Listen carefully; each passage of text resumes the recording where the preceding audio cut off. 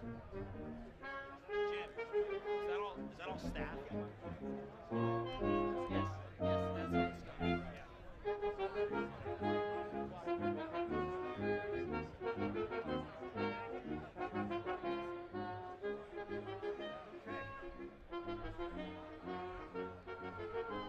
This is a much better shot. Yeah, I got audience. I got Right, right. side. Yeah, they were.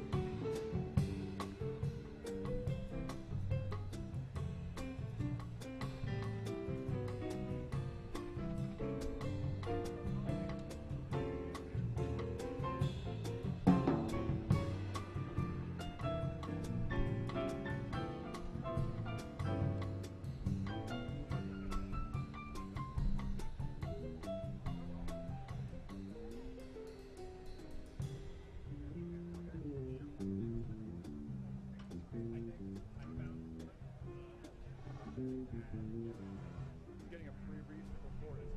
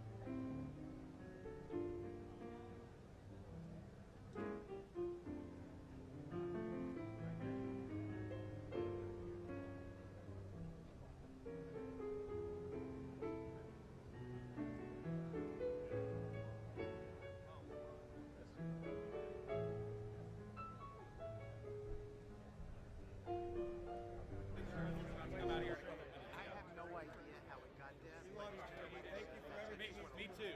Yeah. It's good to see you guys. Yeah. Believe me when I tell you, someone picked it up.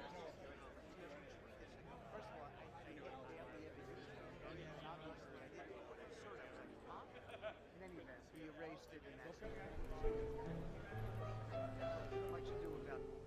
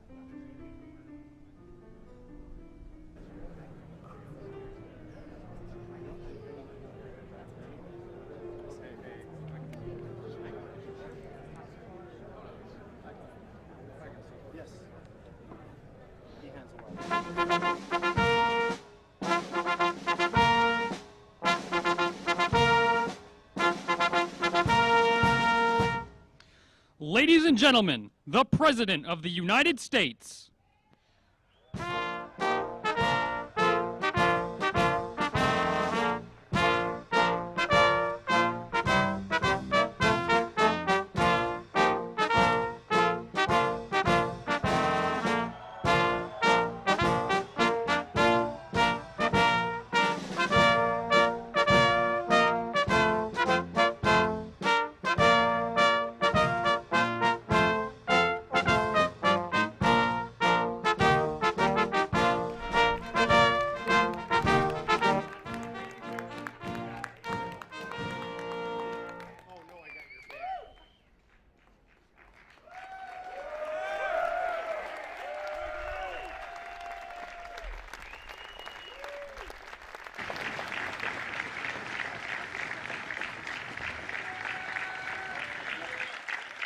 Thank you very much.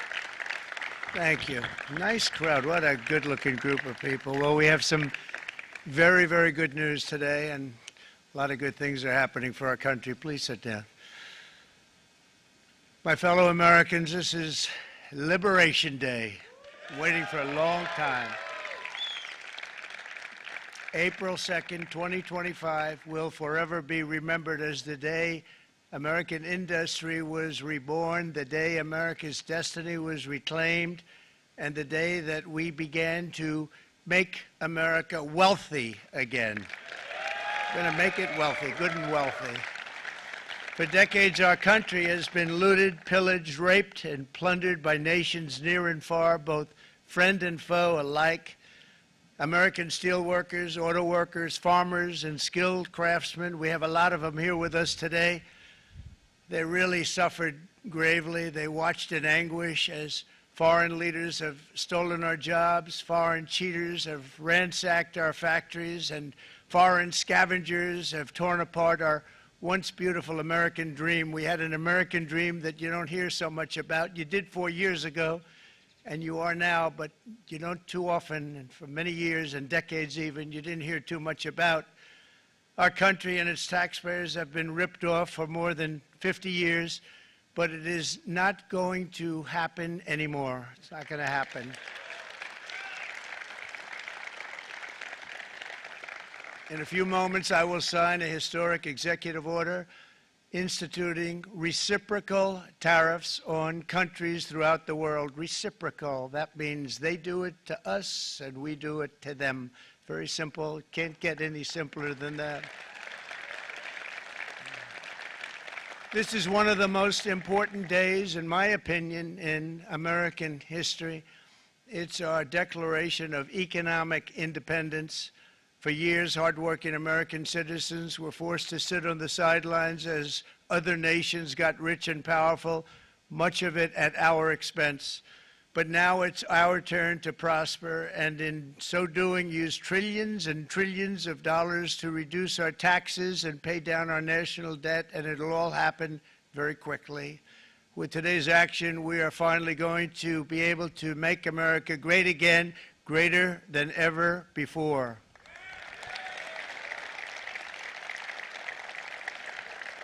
Jobs and factories will come roaring back into our country, and you see it happening already.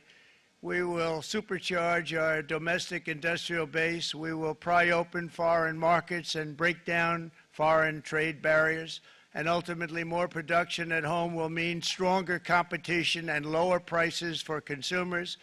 This will be indeed the golden age of America. It's coming back, and we're going to come back very strongly. We're pleased to be joined on this momentous occasion by Vice President J.D. Vance. J.D., thank you. Thank you. Thank you very much. Where are you, J.D.? No, that wasn't too hard to find. I was looking, you know, he likes to take a low-key attitude, so it'd usually be sitting right in front. He's gaining a lot of confidence, Mike, isn't he? And nearly my entire cabinet is here, as well as Speaker Mike Johnson, who's done an amazing job. And with the great success we had last night in Florida, we have a majority of 7. And 7's like a lot when we had it at 1, right? You've done a fantastic job, and many of the members of the House and Senate are with us. Senators, congressmen, thank you all for being with us. We appreciate it. For decades, the United States slashed our trade barriers on other countries, while those nations placed massive tariffs on our products and created outrageous non-monetary barriers to decimate our industries. And in many cases, the non-monetary barriers were worse than the monetary ones. They manipulated their currencies, subsidized their exports, stole our intellectual property, imposed exorbitant VAT taxes to disadvantage our products, adopted unfair rules and technical standards, and created filthy pollution havens. They were absolutely filthy, but they always came to us and they said, we're violating, we should pay for it. It's all detailed in a very big report by the U.S. Trade Representative on Foreign Trade Barriers, and I'll just hold it up for you. It's available, and you don't have to pay too much. As I understand it, you'll pay nothing. It's a lot of work for something, actually, because it's a special book. It's very, frankly, it's very upsetting when you read it, when you see what people have been doing to us for 30 years. This all happened with no response from the United States of America, none whatsoever. But those days are over. Let me offer just a few examples of the vicious attacks our workers have faced for so many years. The United States charges other countries only a 2.4 tariff on motorcycles. Meanwhile, Thailand and others are charging much higher prices, like 60%. India charges 70%. Vietnam charges 75%, and others are even higher than that. Likewise, until today, the United States has for decades charged a 2.5 tariff. Think of that, 2.5% on foreign-made automobiles. The European Union charges us more than 10% tariffs, and they have 20% VATs, much, much higher. India charges 70%, and perhaps worst of all are the non-monetary restrictions imposed by South Korea, Japan, and very many other nations. As a result of these colossal trade barriers, 81% of the cars in South Korea are made in South Korea. 94% of the cars in Japan are made in Japan. Toyota sells 1 million foreign-made automobiles into the United States, and General Motors sells almost none. Ford sells very little. None of our companies are allowed to go into other countries. And I say that, friend and foe, and in many cases, the friend is worse than the foe in terms of trade. But such horrendous imbalances have devastated our industrial base and put our national security at risk. I don't blame these other countries at all for this calamity. I blame former presidents and past leaders who weren't doing their job. They let it happen, and they let it happen to an extent that nobody can even believe. That's why, effective at midnight, we will impose a 25% tariff on all foreign-made automobiles.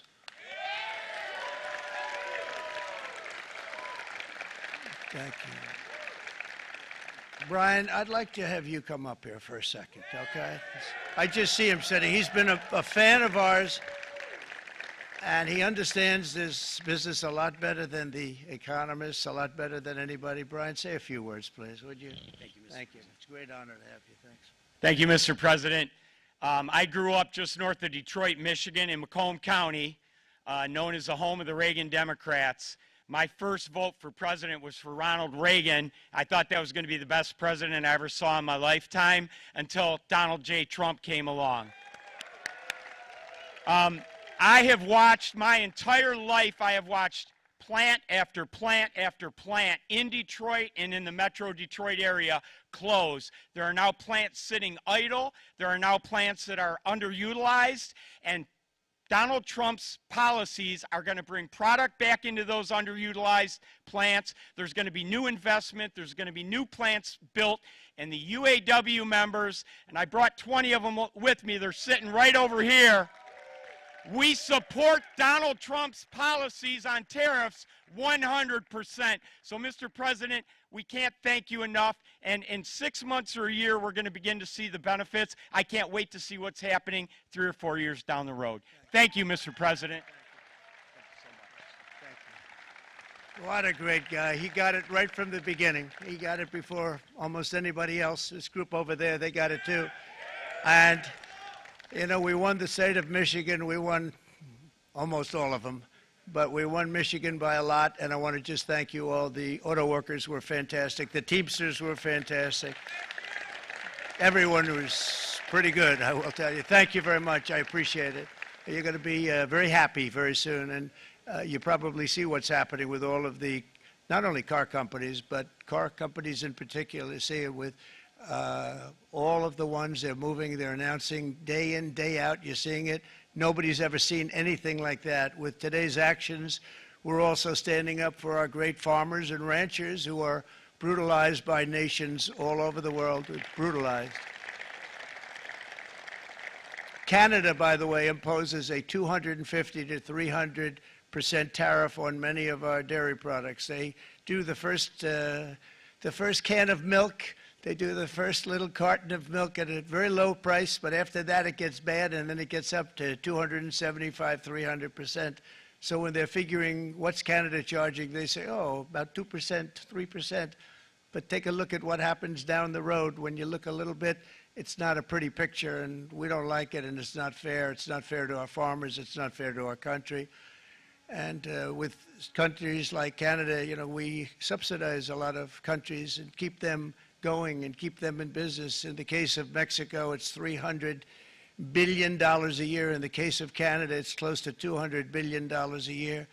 And I say, why are we doing this? Why are we doing this? I mean, at what point do we say, you got to work for yourselves, and you got to, this is why we have the big deficits. This is why we have that amount of debt that's been placed on our heads over the last number of years, and we're really not taking it anymore. Through non-tariff barriers, the European Union bans imports of most American poultry. You understand? They say, we want to send you our cars, we want to send you everything, but we're not going to take anything that you have. Australia bans, and they're wonderful people and wonderful everything, but they ban American beef, yet we imported $3 billion of Australian beef from them just last year alone. They won't take any of our beef. They don't want it because they don't want it to affect their farmers. And you know what? I don't blame them, but we're doing the same thing right now, starting about midnight tonight, I would say. And China charges American rice farmers an overquota, it's called, a tariff rate of 65%. South Korea charges 50%. Actually, they charge different, from 50% to 513%. And Japan, our friend, charges us 700%. But that's because they don't want us selling rice and other things. Who can blame them, Madam Secretary? Agriculture, great job you did on eggs, by the way. The egg prices came down 50%. You got them down 50%. Once we got involved, they were going through the sky. The egg prices, they were going through the sky, and you did a fantastic job. Now we have lots of eggs, and they're much cheaper, down about 59% now, and they're going down further. We charge 2.8% for so many things that other countries are charging 200%, 300%, and 400% for. If imposing tariffs and protective barriers made nations poor, then every country on earth would be racing to eliminate these policies, and China would be the first on line. They run a very strong country, but they're not first in line, and the American people are paying a very big price. From 1789 to 1913, we were a tariff-backed nation, and the United States was proportionately the wealthiest it has ever been. So wealthy, in fact, that in the 1880s, they established a commission to decide what they were going to do with the vast sums of money they were collecting. We were collecting so much money so fast, we didn't know what to do with it. Isn't that a nice problem to have? What do you think, Marco? Good problem? Marco would love that problem.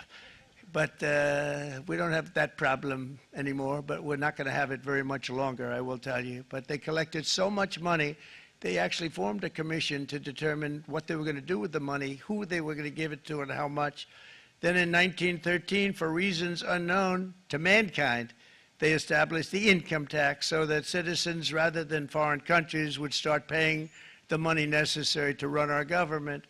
Then in 1929, it all came to a very abrupt end with the Great Depression, and it would have never happened if they had stayed with the tariff policy. It would have been a much different story. They tried to bring back tariffs to save our country, but it was gone. It was gone. It was too late. Nothing could have been done. It took years and years to get out of that depression, far longer than even FDR had that office right over there for a long period of time. The ramp system, it's rather intricate, was built because of him, and every time you walk up, you think of him, and he did a great job in many ways, but it lasted long beyond his terms, as you know. But it's not too late any longer, and we're going to start being smart, and we're going to start being very wealthy again. We're going to be wealthy as a country because they've taken so much of our wealth away from us. We're not going to let that happen. We truly can be very wealthy. We can be so much wealthier than any country. It's not even believable, but we're getting smart. Nearly a century later, in the face of unrelenting economic warfare, the United States can no longer continue with a policy of unilateral economic surrender. We cannot pay the deficits of Canada, Mexico, and so many other countries. We used to do it. We can't do it anymore. We take care of countries all over the world. We pay for their military. We pay for everything they have to pay, and then when you want to cut back a little bit, they get upset that you're not taking care of them any longer. But we have to take care of our people, and we're going to take care of our people first, and I'm sorry to say that.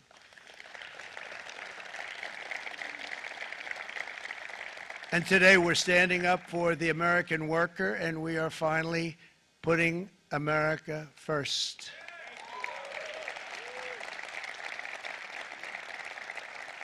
In Sleepy Joe Biden's last year in office, the United States hemorrhaged 100,000 manufacturing jobs, and the number was going through the roof at levels never seen before. And our trade deficit reached a record $1.2 trillion, which is unheard of. Since the beginning of NAFTA, the worst trade deal ever made. It was a horror show. I was able to terminate it. They all said you'd never be able to get it out. We had to get approval from Congress to get it terminated. We had to live with that deal. It was the worst deal, worst trade deal ever made by far. But since the very beginning of NAFTA, our country lost 90,000 factories. Think of what that is, 90,000. Think about putting a map up and putting tax on it. You wouldn't have enough room. 90,000. I said, is that possible? We had it checked 4 different times, and it was actually somewhat higher than that. And 5 million manufacturing jobs were lost while racking up trade deficits of $19 trillion. That was the worst trade deal ever made.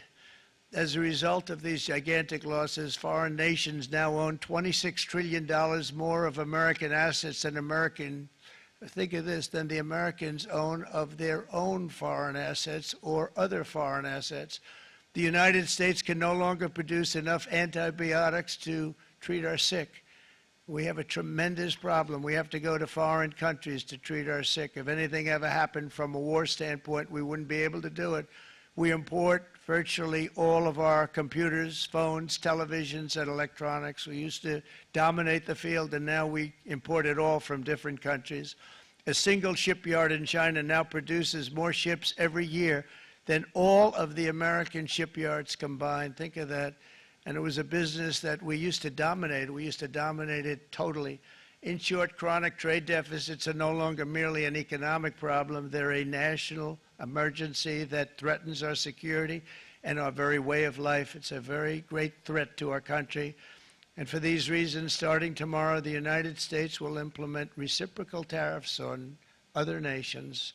It's been a long time since we even thought of that. We used to think about it a lot. We didn't think about it for many decades, and you see what's happened. For nations that treat us badly, we will calculate the combined rate of all their tariffs, non-monetary barriers, and other forms of cheating. And because we are being very kind, we're kind people, very kind. You're not so kind when you got ripped off with your salaries. My auto worker friends and my Teamster friends and all of the unions that typically voted Democrat, they're not voting Democrat anymore because worker, whether union or non-worker, they're for the Republicans now. That's what happened. But we will charge them approximately half of what they are and have been charging us. So The tariffs will be not a full reciprocal. I could have done that, yes, but it would have been tough for a lot of countries. We didn't want to do that. I'd like to see the chart if you have it. Could you bring it up, Howard? This is our great Secretary of Commerce, Howard Lutnick. Thanks, Howard. So if you look at that, China, first row, China, 67%. That's tariffs charged to the USA, including currency manipulation and trade barriers. So 67%, I think you can, for the most part, see it. Those with good eyes, with bad eyes. We didn't want to bring, it's very windy out here, we didn't want to bring out the big charts because it had no chance of standing. Fortunately, we came armed with a little smaller chart. So it's 67%, so we're going to be charging a discounted reciprocal tariff of 34%. I think, in other words, they charge us, we charge them less, so how can anybody be upset? They will be, because we never charge anybody anything, but now we're going to charge. European Union, they're very tough, very, very tough traders. You know, you think of European Union, very friendly, they rip us off. It's so sad to see. It's so pathetic. 39%, we're going to charge them 20%, so we're charging them essentially half. Vietnam, great negotiators, great people. They like me, I like them. The problem is they charge us 90%. We're going to charge them 46% tariff. Taiwan, where they took all of our computer chips and semiconductors. We used to be the king, right? We were everything. We had all of it. Now we have almost none of it, except the biggest company is coming in. We're going to end up with almost 40%. Lee Zeldin's working to get their approvals. And it's an amazing company. Mr. Wei, of one of the great companies of the world, actually, they're coming in from Taiwan, and they're going to build one of the biggest plants in the world, maybe the biggest for that. But 64%, we're going to charge them 32%. Japan, very, very tough, great people. And again, I don't blame the people for doing it. I think they're very smart in doing it. I blame the people that sat right in that Oval Office, right over there, right behind the Resolute desk or whichever desk they chose. Japan, 46%. They would charge us 46%, and much higher for certain items like cars, you know, little items like cars. 46%, we're charging them 24%. India, very, very tough, very, very tough. The Prime Minister just left. And he's a great friend of mine, but I said, you're a friend of mine, but you're not treating us right. They charge us 52%. You have to understand, we charge them almost nothing for years and years and decades. And it was only 7 years ago when I came in, we started with China and charged them. We took in hundreds of billions of dollars from China in tariffs. And they understood, honestly. President Xi understood. He said, look, I understand. And the other countries, and they all understand. We're going to have to go through a little tough love, maybe, but they all understand. They're ripping us off, and they understood it. Prime Minister of Japan, Shinzo Abe. He was a fantastic man. He was unfortunately taken from us, assassination. But I went to him and I said, Shinzo, we have to do something. Trade is not fair. He said, I know that, I know that. And he was a great gentleman. He was a fantastic man, but he understood immediately what I was talking about. I said, Shinzo, we have to do something. He said, I know that. And we worked out a deal, and it would have been a much better deal, but frankly, there were many years left on the deal that was made previous to my getting there, but it was something. If you look at Switzerland, 61% to 31%. Indonesia, Malaysia, Cambodia. Oh, look at Cambodia, 97%. We're going to bring it down to 49. They made a fortune with the United States of America. United Kingdom, 10%, and we'll go 10%. So we'll do the same thing. South Africa, 60%, 30%, and they've got some bad things going on in South Africa. You know, we're paying them billions of dollars, and we cut the funding because a lot of bad things are happening in South Africa. The fake news ought to be looking at it. They don't want to report it. Brazil, 10%, 10%. Bangladesh is 74%. So you see what's going on. Pakistan, 58%. Sri Lanka, 88%. So what we're doing is we're taking Not the full. We could take the full 88%. Thanks a lot, Harold. He's doing a very good job. How's he doing, all right? I think you better take it with you. It's not going to last very long. He's going to put it, it's going to follow you down with the wind. I brought a hat just in case it got too windy, but here, would anybody like a hat? I'm not giving it to a cabinet. I'm giving it to the auto workers. Come here.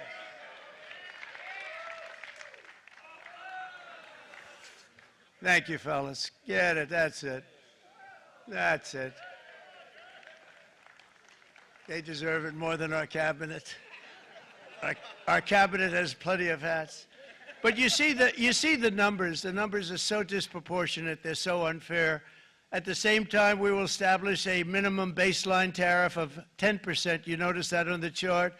And that'll be on other countries to help rebuild our economy and to prevent cheating. So we're going to have a minimum of cheating, and we're going to be very severe on the people that at the gate that watch the tariffs and watch the product coming in, because there's been a lot of bad things happening at the gate because the money is so enormous that you're talking about. There's never been probably anything like it in terms of the enormity, and there are a lot of bad things happen at the people that do the check-in, and they're looking at 10-year jail sentences if they do play. We're going to treat them so good, but if they cheat, the repercussions are going to be extremely strong. Foreign nations will finally be asked to pay for the privilege of access to our market, the biggest market in the world. We're right now the biggest market in the world. We had a great country 4 years ago in terms of the economics. We were doubling up on China. We were doing so well. Nobody was going to catch us, but so much of it slipped away over the last 4 years under Biden. I campaigned on this policy throughout last year, and today that promise was made, and it was also a promise, as you know, that was kept. Promises made, promises kept.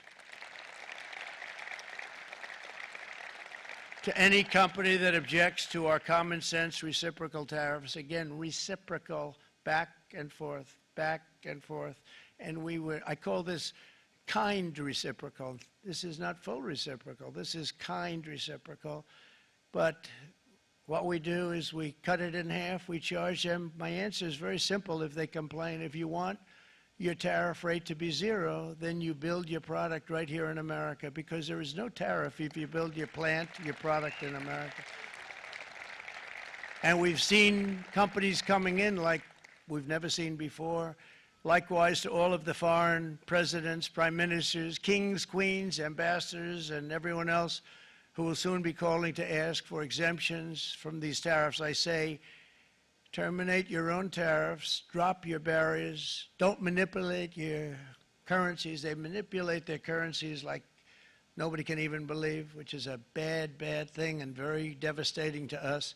And start buying tens of billions of dollars of American goods. Tariffs give our country protection against those that would do us economic harm. And many people were looking to do us economic harm. Maybe not so obviously, but they were doing tremendous economic harm. But even more importantly, they will give us growth. These tariffs are going to give us growth like you haven't seen before, and it'll be something very special to watch. I am so looking forward, and Brian, it's going to happen even faster than you said. You know, you might say, but it's already started. It's already started. Work's already begun on plants all around the country, and you see that as before. These are big, rich companies. We have $61 billion started on a big plant going up. It's going to be announced over the next 2 days, and they already started work. Many of these the biggest companies in the world, they've committed to build, build, build. We're going to build, build, build, sir. And they came here to see me, and they wanted to know if they could have a press conference. I do as many as I can. I'm pretty busy trying to stop Russia and Ukraine and the Middle East. We got to stop that. We got to stop the Houthis, which we're making tremendous. They like shooting ships down and out of the water, sinking ships. They get a kick out of it, but they're not getting such a kick out of it now, are they, Mr. Secretary? They're not getting such a kick out of that now. But here are just a short list of some of the companies that have already announced and committed to investment. And this is a company that built its factories and its plants in China. Apple is going to spend $500 billion. They never spent money like that here. They're going to build their plants here.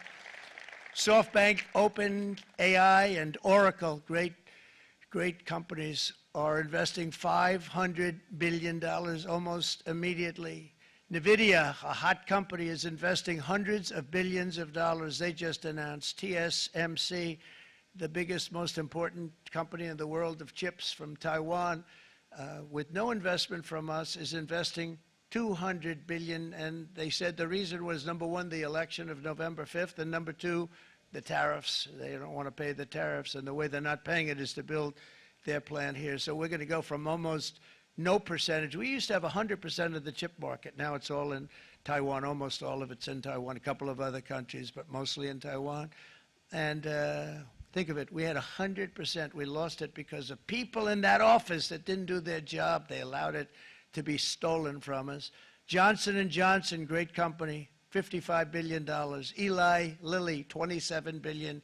Meta is investing $500 billion. Wow. DeMac is investing $20 billion. CMA, CGM, $20 billion. And then you have Merck and Clarios, Stellantis, General Motors, GE Aerospace, Honda, Nissan, Hyundai are all putting in billions and billions of dollars, and they're committed 100%. So. And we've never had, and this is after 2.5 months. This is after just a short, this all took place as soon as we came out with what everybody wanted to do. You know, I watched a gentleman today on television, used to work with Lee Iacocca, a very respected automobile person, and he said, you know, because they're asking people, and they try and get as many negative people as they can, but they can't find them too much. It's pretty hard to find in terms of what we're doing, especially when they see all this investment. They said, so tell me, what do you think of what Trump is doing from the automobile standpoint? He said, I can't believe it. Somebody is finally, he's an older guy, real pro, really top guy, with Lee Iacocca. He said, I never thought I'd see the day when this would happen, where somebody had the courage to go and do what has to be done. This is transforming our nation. Our entire nation is going to be transformed, not only with the cars, but on every single other item that's built. We're going to become an industrial powerhouse. And he said that so beautifully today. In fact, I'm going to find out, I'm going to get a tape, and Bruce, I'm going to get that tape, and I'm going to send it to you out in Long Island, and you're going to play it for the people and all your union workers and your non-union workers out there. You got a pretty even split. But we have, so far, it looks like we're going to have about $6 trillion of investments, and you wouldn't do that in years in this country over the last number of years. $6 trillion, and that's going to be much higher by the end of the year. And think of what $6 trillion is. You wouldn't have even a small percentage of that under this other system. We're going to be an entirely different country, and it's going to be fantastic for the workers. It's going to be fantastic for everyone. There will never have been a transformation of a country like the transformation that's already happening in the United States of America. It's an incredible thing to watch, and it's incredible to meet with the top people, people that you read about, very wealthy people, or people that are great managers and executives and presidents of big public companies, and to watch the enthusiasm they have now that they didn't have. They gave up on our country. They went to foreign countries and they built. Companies are pouring into our country at levels never seen before, with jobs and money to follow, and it's really beautiful. In the coming days, there will be complaints from the globalists and the outsourcers and special interests and the fake news. Always, the fake news will always complain. But never forget, every prediction our opponents made about trade for the last 30 years has been proven totally wrong. They were wrong about NAFTA. They were wrong about China.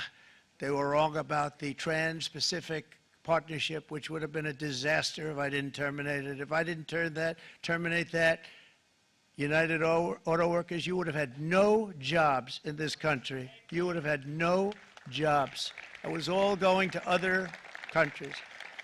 In my first term, they said tariffs would crash the economy. Instead, we built the greatest economy in the history of the world. And again, I have great respect for President Xi of China, great respect for China, but they were taking tremendous advantage of us, and I commend them for that. I say, hey, if you can get away with it, that's okay. But, you know, they understand exactly what's happening, and they probably, most of them are saying it's about time they did something, but, and they're going to fight, and they're going to fight fair. Everyone's going to fight. You know, it's like, I say to the leaders, look, you got to take care of your country, but we have to start taking care of our country now.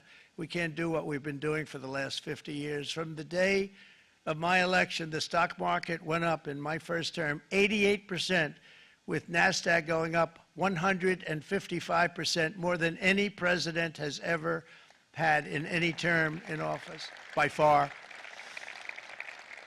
And I think we're going to blow that away. And maybe the numbers won't show, but I think they're going to show much better than even those numbers. But what you're going to see is you're going to see activity, that empty, dead sites, factories that are falling down. Those factories will be knocked down, and they're going to have brand new factories built in their place. They're not only talking about renovating, they're talking about brand new, the best anywhere in the world, the biggest anywhere in the world. I have a friend who builds car plants, and I said, I want to see the biggest and the best. He said, well, we have to go to Mexico. I said, no, I want to see it in the United States. He said, we're not building them in there. This is a year and a half ago during the campaign. He said, we're not building it. You'd have to go to Mexico. When I was starting to decide to run, and I went to #1 in the polls very rapidly, I want to say, like let's say in the first hour, and then shortly thereafter, it looked like I was going to win, and the fake news was saying, "Oh no, don't do this." What they don't know is if I didn't win, they would have really been in trouble, because nobody wants to read them anyway.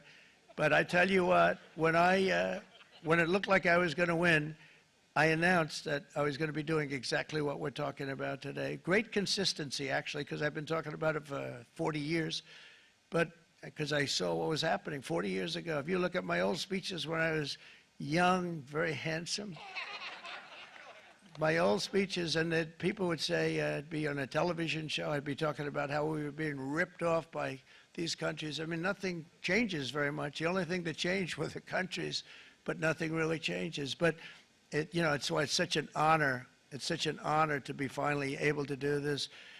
If you look at China, I took in hundreds of billions of dollars in my term, hundreds of billions. They never paid 10 cents to any other president, and yet they paid hundreds of billions, so much so that Biden couldn't do anything. They wanted to try and terminate it because he had a very special relationship with China.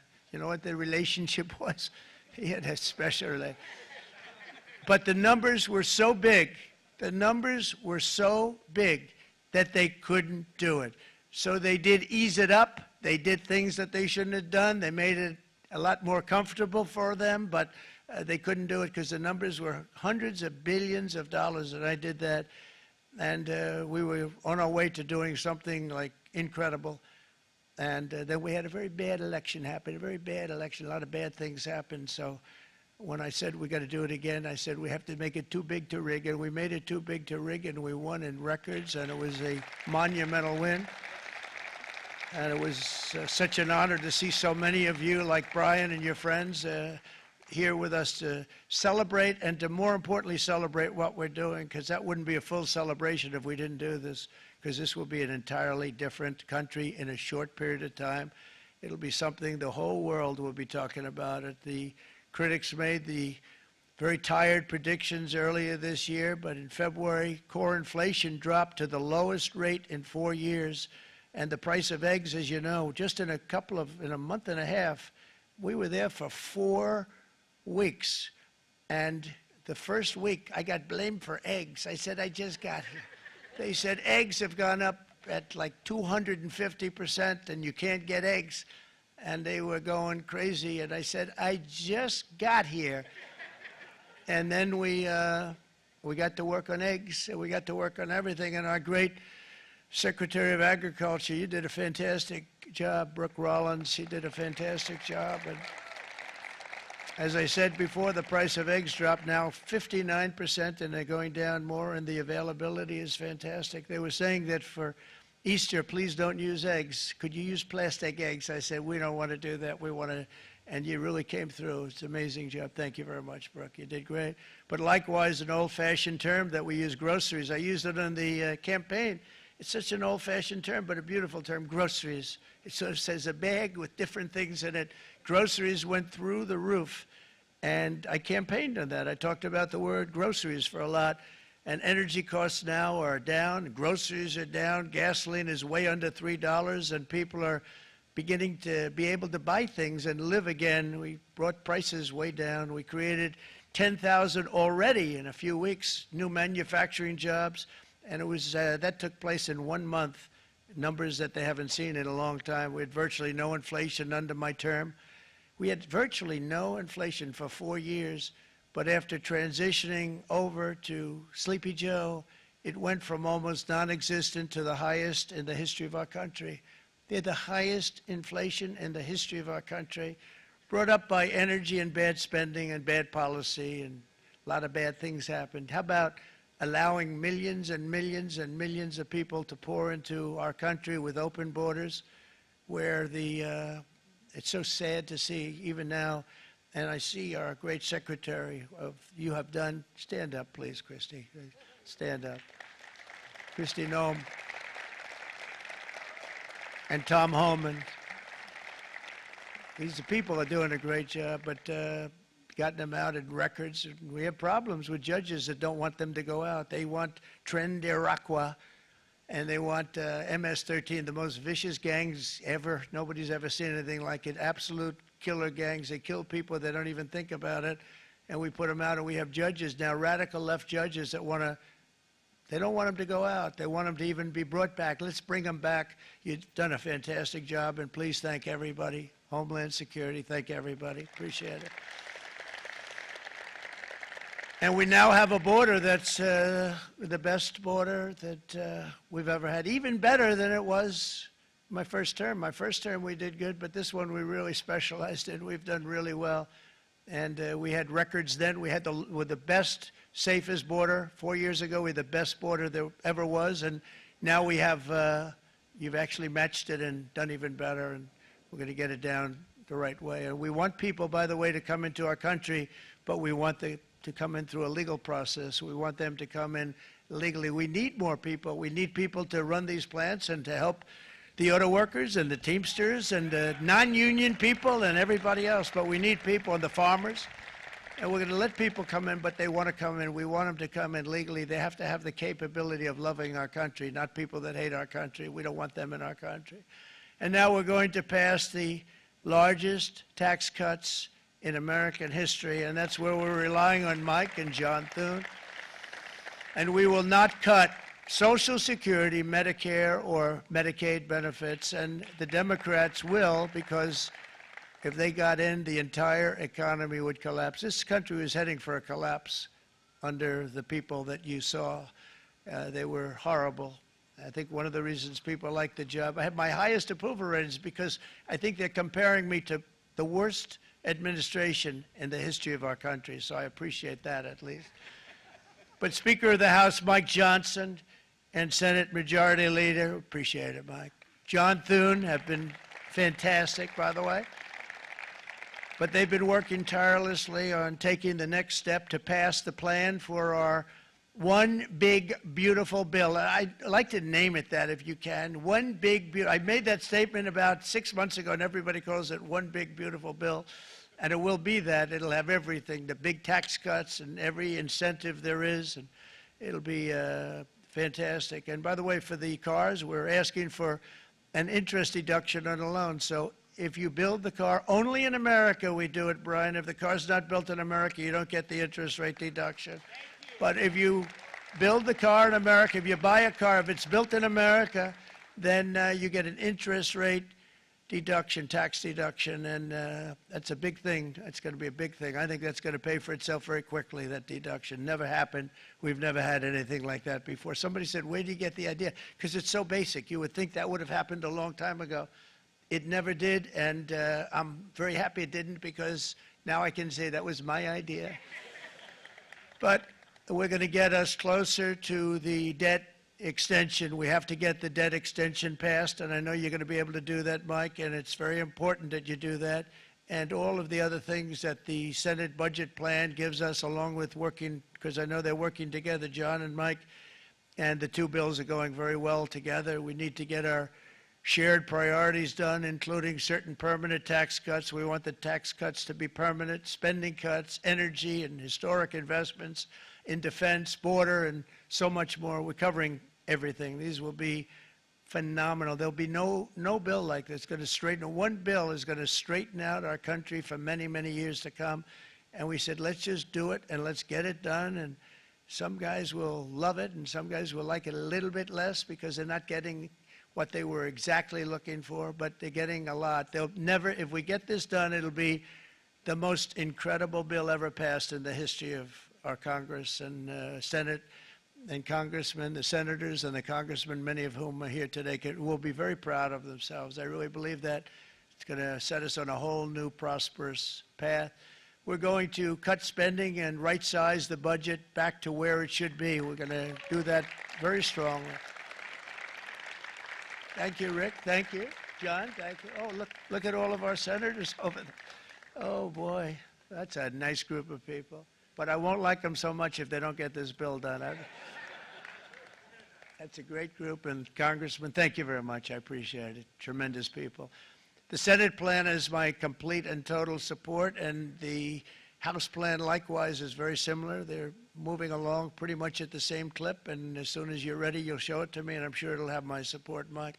Every Republican congressman and senator must unify. We have to unify. We can't be separated. We have to get it done. We have to get absolutely everything we can, and we have to take care of the American people. That's the only thing that matters. We have to take care of the American people first. We need to pass this bill immediately, get it done, including debt extension. From this day on, we're not going to let anyone tell us that American workers and families cannot have the future that they deserve. We're going to produce the cars and ships, chips, airplanes, minerals, and medicines that we need right here in America. The pharmaceutical companies are going to become roaring back. They're coming roaring back. They're all coming back to our country because if they don't, they got a big tax to pay. And if they do, I'll be very happy, and you're going to be very happy, and you're going to be very safe. We're going to build our future with American hands, with American heart, American steel, and we're going to build it with American pride like we used to. We're approaching our 100th day as president and have been given credit by a lot of people, actually, even some of the fake news. Can you believe it? Which in this case hopefully isn't fake, for having done more in that time than any other administration in the history of our country in the first 100 days. I think we've had an amazing, in terms of what we've done, what we've gotten accomplished. I'd like to see if we can get that war ended and another war from not starting in the Middle East. We have to get Russia. They're losing 2,000 on average, 2,500 people a day, young people, soldiers, Russian, think of that. 2,500 through some days, but on average, probably over about a 1 week period, it's 2,712, they say. They're losing those soldiers. They're dying. They're being decimated. And they're not from our country, but they're from other countries, but they're human beings. They're from Russia. They're from Ukraine in this period, most of them. And we're going to get it stopped. It's a senseless war that would have never happened if I was president, and it shouldn't be allowed to go on. And I think we're being given good cooperation by Russia and by Ukraine, but we have to get it stopped. It's humanity. It's humanity. It's a terrible thing. This will be a very big moment. I think you're going to remember today. It's going to be a free nation that we're dealing with. We're going to have a very free and beautiful nation. It's going to be Liberation Day in America, and it's going to be a day that hopefully you're going to look back in years to come and you're going to say, you know, he was right. This has turned out to be one of the most important days in the history of our country. God bless you and God bless America. Thank you, everybody. Thank you very much. Thank you. Thank you very much.